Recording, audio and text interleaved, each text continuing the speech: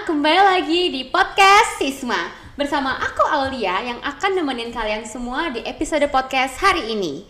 Nah, teman-teman semuanya, tentu aja aku nggak akan curcol sendirian karena di depan aku udah ada dua kakak kelas yang merupakan perwakilan dari dua organisasi besar di SMA Negeri 7 Denpasar. Halo kakak-kakak semuanya. Halo Lia. Boleh dong kakak-kakak perkenalan dulu ke teman-teman podcast Sisma. Baik, mulai dari aku. Perkenalkan, nama saya Madi Dijana Raja Bumi. Saya sekarang menjabat sebagai Ketua BEM OSIS Masa Bakti 2024-2025. Oke, halo Kak Raja. Halo. Halo, perkenalkan, nama saya Eko Manggita Dimetria Putra. Saya Ketua Umum dari organisasi MPK Sisma di Masa Bakti 2024-2025. Halo Kak Ita. Nah, berhubung hari ini udah ada perwakilan dari dua organisasi besar Sisma, tentu aja tema dari podcast hari ini tuh berhubungan dengan OSIS dan MPK. Nah, kakak-kakak, sebelum kita masuk ke pertanyaan-pertanyaan inti, kalau orang awam kan pasti dengar OSIS, MPK tuh kesannya kayak paling tugasnya sama aja gitu kan, sama-sama berhubungan sama murid dan lain sebagainya. Boleh dong Aulia pengen tahu dan pengen kakak-kakak bercerita tentang dua sudut pandang yang berbeda dari sisi OSIS tuh. OSIS Sisma tuh sebenarnya tuh apa dan MPK Sisma tuh sebenarnya tuh apa, bidangnya tuh apa, kerjanya tuh di bidang apa dan lain sebagainya. Mungkin bisa diceritakan dari Kak Raja atau Kak Ita dulu? Baik, dari saya dulu. Baik, kalau secara umum OSIS itu kan organisasi siswa intrasekolah. Betul. Itu memang organisasi memang ada di setiap sekolah. Itu fungsinya untuk menyokong sekolah dan juga siswa. Nah, kalau di Sisma itu kan namanya OSISMA. Itu kreatif memang dari OSIS pendahulu. Betul banget. Ya, OSIS plus Sisma. Jadi nyambung gitu. Nah, apa sih peranan OSISMA di sekolah ini dan apa itu eksistensi dari OSISMA di Sisma? Nah, jadi OSISMA itu sebagai organisasi yang memang berfokus pada kegiatan-kegiatan yang akan menyokong siswa. Misalnya kayak berbagai event-event yang sering terjadi setiap bulan itu misalnya. Dan yang sudah ada pengumuman sekarang itu event yang akan datang, itu juga adalah tanggung jawab kami.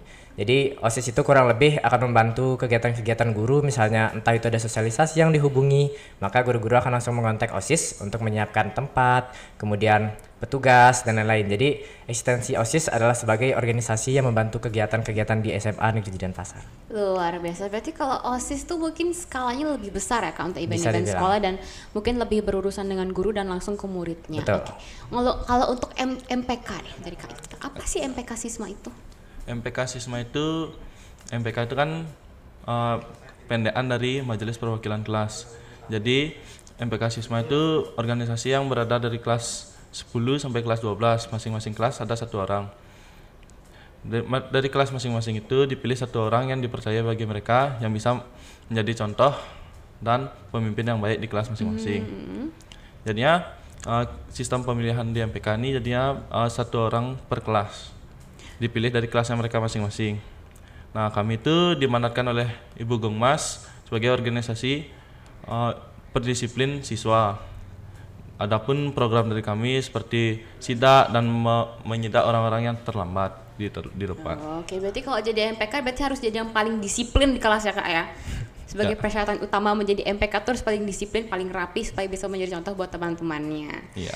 Nah, setelah kita dengar cerita dari Kak Raja ataupun Kak Gita kan ternyata terlihat jelas ya Kak perbedaannya dari segi skala, terus tugas dan bidang yang difokuskan tuh berbeda jauh sebenarnya dan dua-duanya itu sama-sama berdedikasi untuk kebaikan siswa di masa Ya, depan. Nah, ngomong-ngomongin soal OSIS dan MPK, pasti kan dari segi perekrutan itu kan pasti berbeda kan Kak, kekompleksannya itu berbeda. Kalau dari MPK kan tadi katanya emang dipilih nih, siapa sih yang muka-mukanya itu muka rajin, muka-muka yang polos dan muka-muka yang bisa diteladan itu bisa jadi MPK. Kalau dari sisi OSIS, sistem untuk perekrutan menjadi calon OSISMA itu seperti apa sih Kak Raja? Baik, jadi kalau menjadi OSIS itu perekrutan dan jalan itu sangat panjang. Betul. Mungkin seperti masa Brahmacari. Waduh. Jadi itu bulan-bulan full belajar kamu untuk siap menanggung tanggung jawabnya. Jadi rentetan pertama itu dimulai dari pendaftaran, itu nanti tergantung si pengurus OSISnya akan memulai dari kapan. Tapi untuk angkatan kami sudah mulai dari Desember dan itu dilanjutkan sampai Januari. Kemudian setelah itu akan dilaksanakanlah CKO atau calon kader OSIS. Karena sebelum jadi OSIS di Sisma kan jadi kader dulu.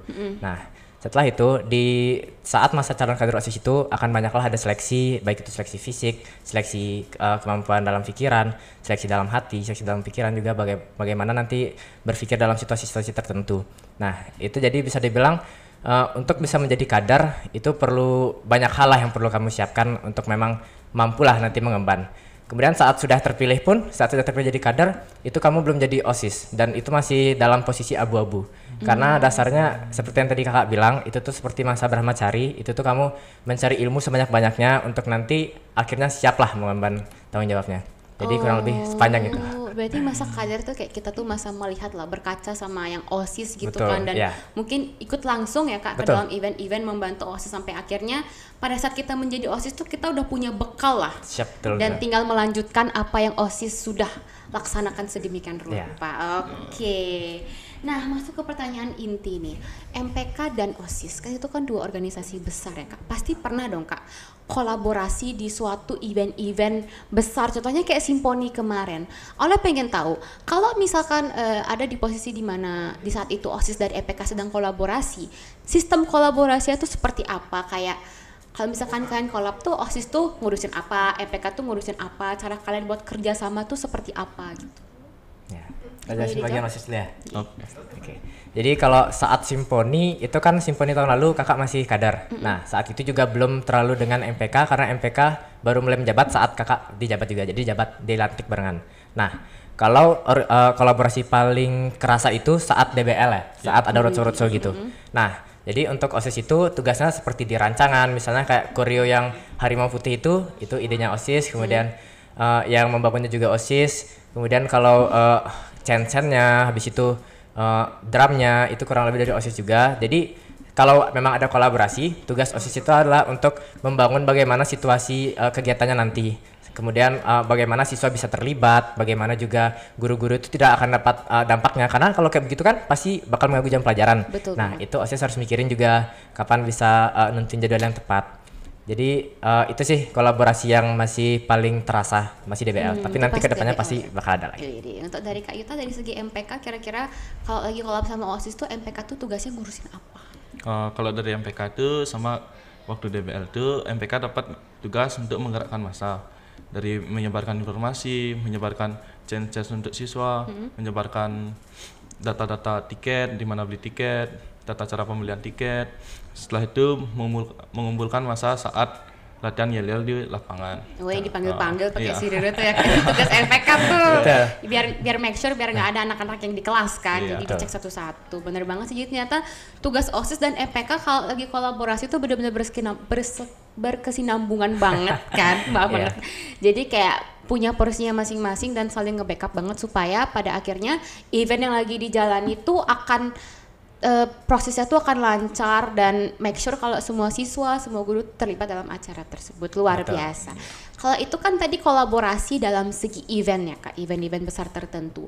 Kalau misalkan di kehidupan sehari-hari nih yang lagi chill-chill aja, lagi nggak ada event, yang Aulia tahu kan MPK itu kan sebagai perwakilan dari kelas kan. Ibaratnya MPK itu menyimpan aspirasi-aspirasi dari siswa dan siswi. Mereka tuh menyimpan apa sih yang sebenarnya anak-anak sisma tuh mau, dan OSIS itu sebagai pihak yang mewujudkan lewat event-event. Gimana sih caranya MPK untuk menyampaikan aspirasi-aspirasi tersebut, ide-ide dari siswa-siswi itu ke OSIS sampai akhirnya OSIS tuh bisa mengemas dan merealisasikannya kepada event-event yang besar kayak sekarang.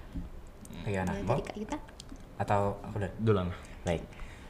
Kalau dari kehidupan sehari-hari itu tuh paling kerasa di penyampaian informasi. Kan tadi sudah dapat kakak jelaskan bahwa kalau guru-guru ada sosialisasi itu dikasih tahu ke OSIS. Nah kami OSIS tuh menyiapkan tempatnya. Nah habis itu kakak chat lah Kak Yuta.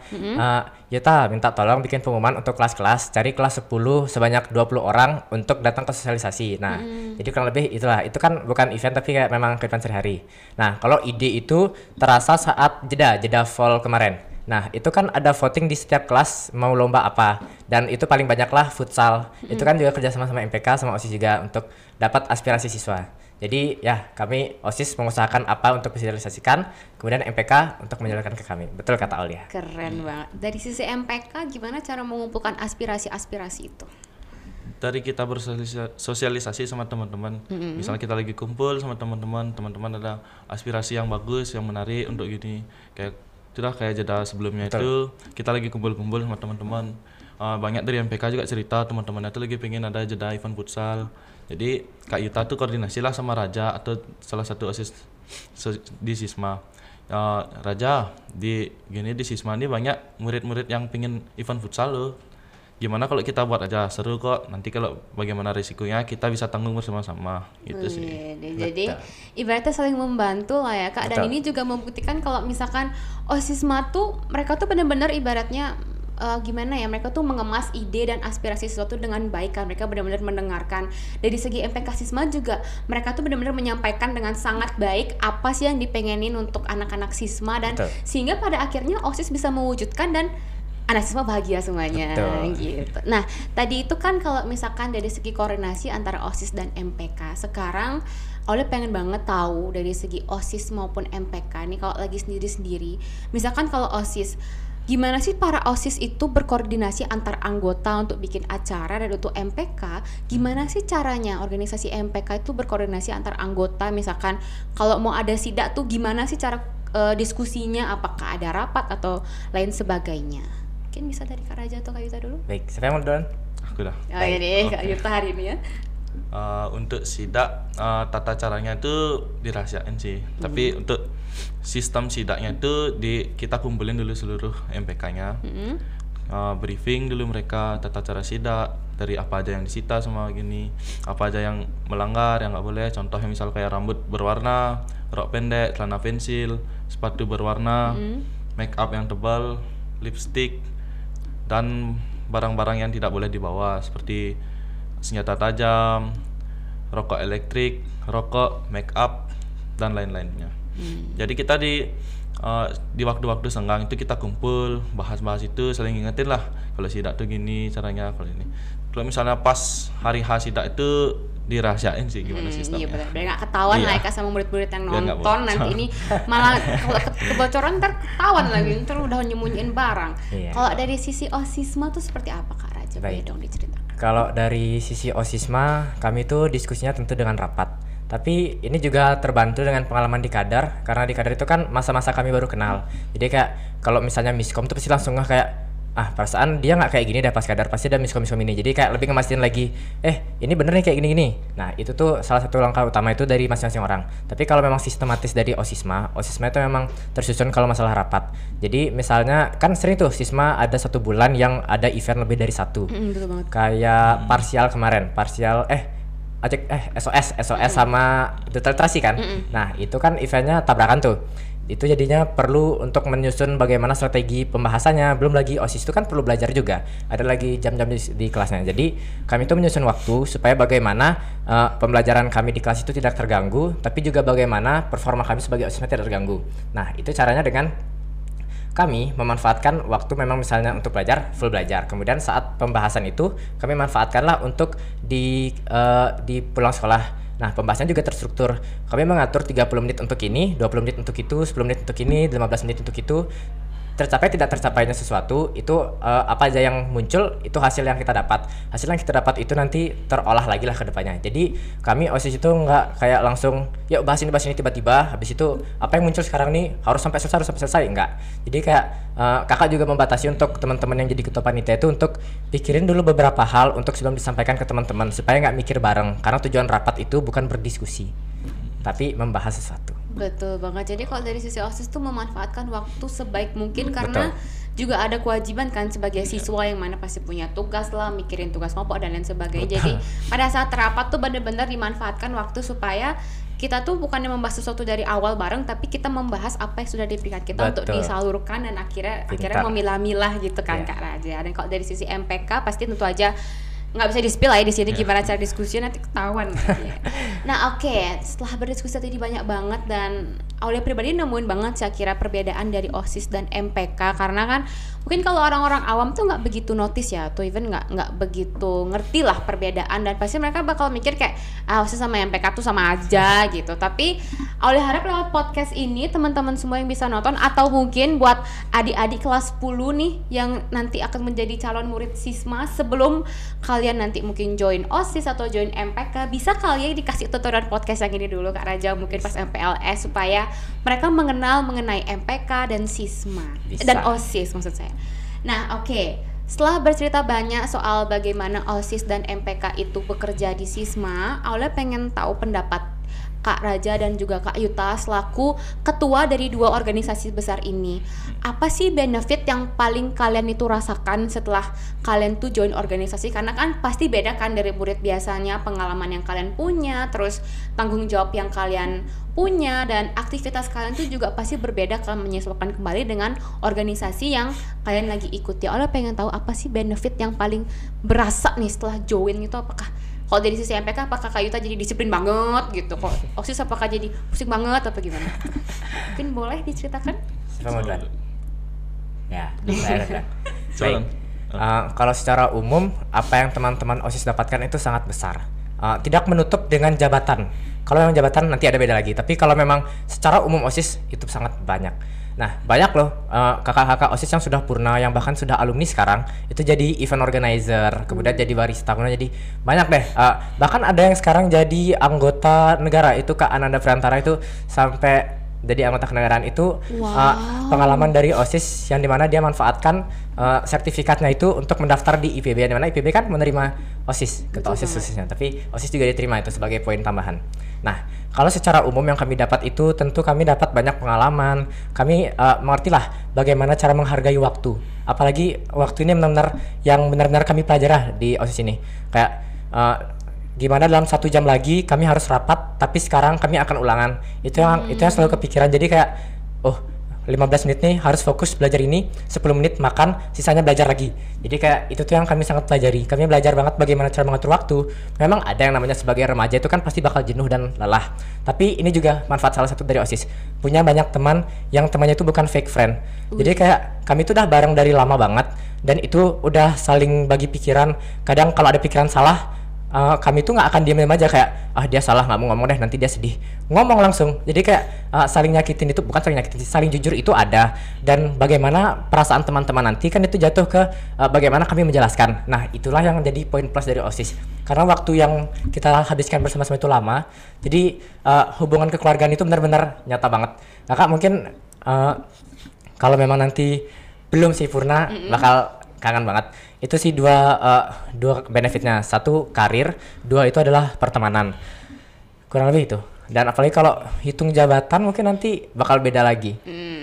Bener banget sih, kalau dari segi OSIS kan apa ngapa-ngapain tuh bareng ya Kak. Betul. Rapat terus pusing-pusing tuh bareng, ngurusin Betul. event tuh bareng. Jadi pasti akan lebih relate lah antara kakak dan anggota lainnya, karena kan kalian itu menanggung beban yang sama kan. Ibaratnya apa yang kalian rasakan tuh pasti akan 11-12 lah, capek-capek bareng, sedih-sedih bareng, tapi puas-puas bareng, happy-happy bareng gitu kan. Nah, untuk Kak Yuta sendiri, apa sih yang paling kakak rasakan semenjak kakak apalagi sekarang menjabat menjadi ketua MPK di Sisma? Benefit yang dirasakan tuh hampir sama sih kayak OSIS. Kita jadinya bisa jadi sebagai wadah siswa untuk menjalankan sebuah organisasi. Habis itu kita juga bisa meningkatkan kemampuan skill dari siswa-siswa seperti bertanggung jawab, kerjasama, dan lebih disiplin dalam menjalani hal-hal seperti tugas, sidak itu kan seperti hal privat lah. Kita juga bisa belajar supaya bisa menutup mulut gimana, walaupun sama teman dekat tuh kita bisa diam lah, nggak usah dibilang. Betul. Bener banget, apalagi MPK kan pasti ya harus tahan-tahan lah ya Kak. Juga mungkin nanti bisa juga MPK mungkin dibenci sama satu kelas karena dia harus nutupin jadwal sidak kan. Tapi sebagai MPK kan itu adalah bentuk tanggung jawab yang memang harus dijaga kan, tanpa tanpa dipandang mau teman dekat kayak mau saudara kayak. Kalau udah namanya menjabat MPK ya sudah sewajarnya merahasiakan jadwal sidak kan Kak. Betul juga menambah poin sebagai orang yang bertanggung jawab. Nah, ini sih pertanyaan yang mungkin akan berguna buat adik-adik kelas 10 nanti, calon murid Sisma yang mungkin ingin join OSIS atau MPK.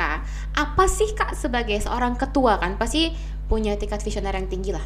Apa sih kira-kira skill yang dibutuhkan untuk join kedua organisasi besar ini? Apa sih yang harus mereka persiapkan? Apa yang basic yang harus mereka punya sebelum mereka pada akhirnya mendaftar menjadi MPK atau menjadi OSIS? Baik, boleh pelan-pelan? Duluan. Oke. Jadi tadi kan kakak dapat bahas juga masalah seleksi yang banyak. Nah, tapi untuk menghadapi seleksi itu, kamu nggak perlu otak paling pinter, kamu nggak perlu otot paling kuat, kamu nggak perlu hati paling tulus. Kamu cuma perlu niat untuk belajar setiap hari untuk bisa jadi OSIS yang baik. Dulu saya bukan orang yang bisa dibilang kayak sekarang, jauh banget. Tapi dari kadar masa belajar itu saya belajar banyak hal karena niat untuk belajar setiap hari.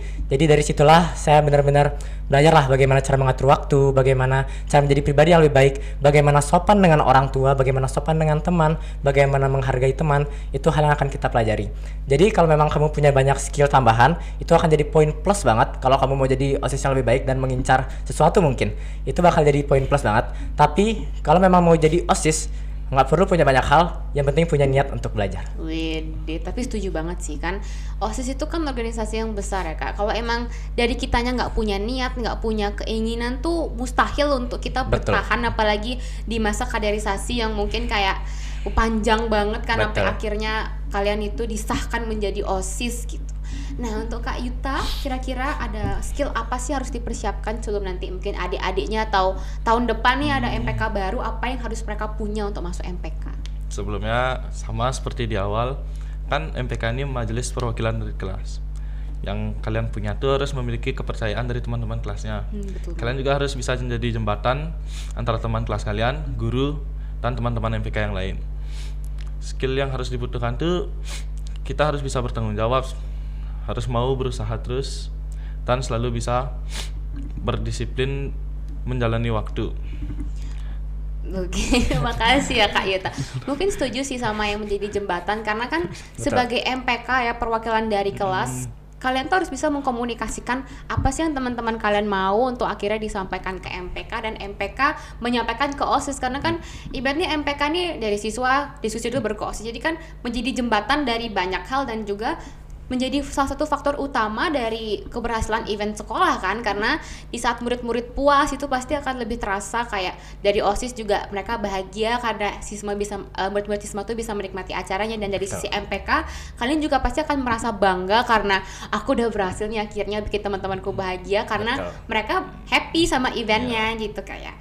Nah setelah ngomongin soal tadi, Oleh pengen tahu nih, apakah nanti nih di masa depan, in the future, tahun depan atau mungkin di masa angkatan yang selanjutnya, apakah akan ada kolaborasi lain dari MPK dan OSIS untuk murid-murid di Sisma?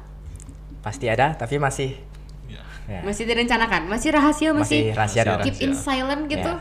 Tapi mungkin kalau kolaborasi secara umum pasti bakal tetap selalu berjalan, karena memang itulah tujuan kami itu, karena MPK kan angkatan baru juga ya. Jadi tujuan kami itu di angkatan ini sudah harus stabil dengan cara secara setiap hari itu adalah komunikasi. Mungkin kalau memang ada yang perlu dibantuan OSIS itu ke MPK kayak tadi lah, sosialisasi dan lain. Itu kami usahakan selalu ada kolaborasinya bentuknya. Kalau mungkin kolaborasi yang diharapkan adalah kolaborasi event atau kolaborasi yang lain-lain, itu nantikan aja. Dinantikan ya teman-teman, nanti ini kalau mungkin bisa bulan depan mungkin atau kapan gitu. Waduh, terlalu dekat ya. Ya udah deh, kita tunggu aja ya teman-teman.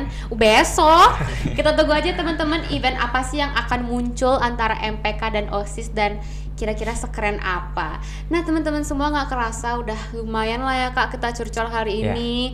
Aulia mau ngucapin terima kasih sebanyak-banyaknya buat Kak Raja kembali, dan Kak Yuta karena udah hadir di sini dan udah sharing curcol sama kita, ngomongin banyak hal dan udah berkenan buat menceritakan dan juga sharing ke teman-teman lah terutama. Dan mungkin nanti buat adik-adik murid baru mungkin bisa dikasih podcast ini lah ya Kak Raja, sebagai pengenalan tentang OSIS dan juga pengenalan tentang MPK, supaya karena pasti akan ada penerusnya kan Kak, supaya mereka kenal, supaya mereka tertarik dan punya knowledge yang lebih luas soal organisasi di sini. Nah, last nih Kak, last banget. Ini bukan pertanyaan sih, tapi permintaan. Boleh dong Kak pesan terakhir untuk adik-adik dan teman-teman yang lagi nonton di sini, mungkin yang in the future menjadi penerus. Ya, dari Saudara. Baik. Pesan Kakak masih sama. Untuk semua yang menonton, semua yang mendengar, semua mata yang tertuju ke sini, jangan capek belajar. Itu aja. Jangan capek belajar. Jangan berhenti belajar Kak. Betul. Terus semangat. Untuk Kak Yuta? Untuk dari Kakak memiliki pesan-pesan untuk teman-teman semua. Tolong jarang-jarangin melanggar dan taat peraturan sekolah. Udah pastilah ya. Jangan berat-beratin tugas MPK guys. Gila ya. Kita harus semakin rajin dan semakin disiplin ya Kak ya. Sisma maju. Siswa Maju. Oke teman-teman, aku mau ngucapin terima kasih buat teman-teman semua yang udah nonton episode hari ini dan udah mau nonton dari awal sampai akhir, dan aku harap podcast hari ini tuh bisa menjadi pelajaran buat kalian lah ya, supaya kalian tuh lebih mengenal tentang manfaat dari MPK dan juga OSIS. Betul. Nah, mungkin ya itu aja yang bisa aku bawain hari ini. Aku Aulia sebagai host podcast Sisma hari ini pamit undur diri. Dadah teman-teman, dan stay tune di episode Dadah. selanjutnya. Dadah.